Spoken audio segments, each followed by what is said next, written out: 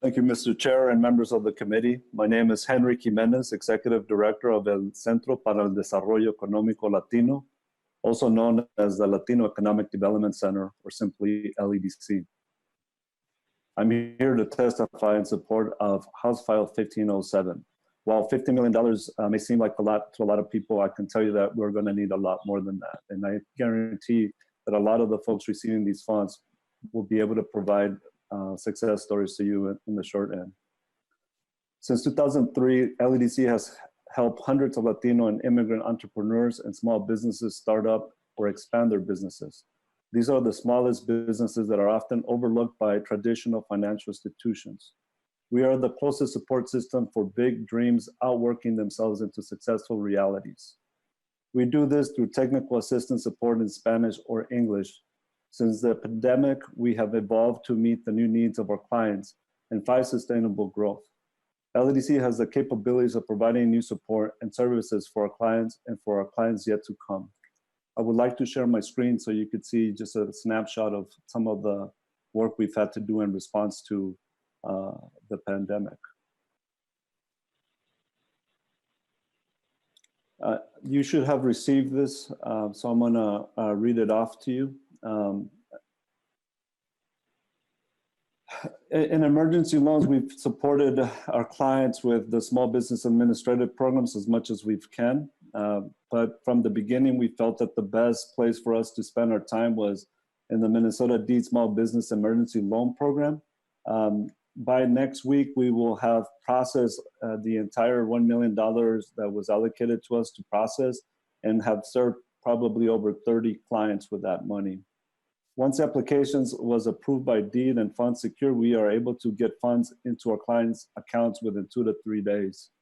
There was other municipal emergency funds, and we've assisted over 200 clients with information, answering questions, or submit applications. We've also helped our clients defer loan payments if they have any type of loans with us. We were also awarded a $200,000 grant with the Minnesota Council on Foundations. And again, by next week, approximately 90 grantees across the state will receive that from us. In technical assistance, we provided about 400 hours, and I want to remind our team is a lot smaller than some of the other CDFIs, but we still provided 400 hours in March and anticipate providing 700 hours in April. I could keep telling you more about what we've done, but I could tell you that everybody on my team has worked more than their 40 hours. They're working every day, and for that I also want to thank Deed because I can tell you that folks like Deputy Commissioner McKinnon, Drew, and Bob Isaacson, I see emails from them coming at 10 p.m. on a Sunday night. I think everybody's all hands on deck, and I just want to make sure that they're also recognized for that. Keeping our community small businesses solvent is not only good business, it's also about saving our culture.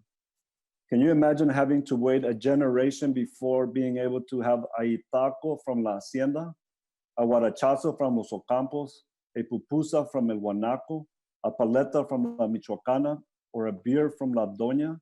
Many of our community members have, and many of you have waited a lifetime to finally have some delicious food here in Minnesota. On behalf of our Latino and other immigrant businesses, you are welcome. Many of the establishments I have mentioned have gotten their start at Mercado Central and like Midtown Global Market, just like Mark Tamalet mentioned, and would have a positive impact from the support provided in paragraph F of this bill by providing loans to such operators of permanent indoor retail spaces that have strong ethnic cultural orientation. This is how you save community businesses, but most importantly, this is how you save our culture, our Minnesota culture. Our mission has not changed, but our type of work has during the pandemic. We are not focused on starting new businesses right now. We are now doing all we can to support all of these businesses I just mentioned and others stay solvent. By now, you have all heard from your constituents that many in your district didn't get some of this federal funding, like EIDL or PPP.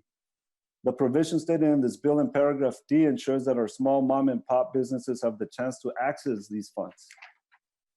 A chance to access an investment with measurable returns from the state of Minnesota into their businesses. Investment of funds early in the is essential because it gives businesses a fighting chance to stay open, which allows them to find certain ways to repurpose their service and products and to serve our community needs in a safe way. These businesses have revitalized our commercial corridors in the Twin Cities and in greater Minnesota. They have become a part of our community, and most importantly, it is a part of our culture as Minnesotanos, which is Spanish for Minnesotans.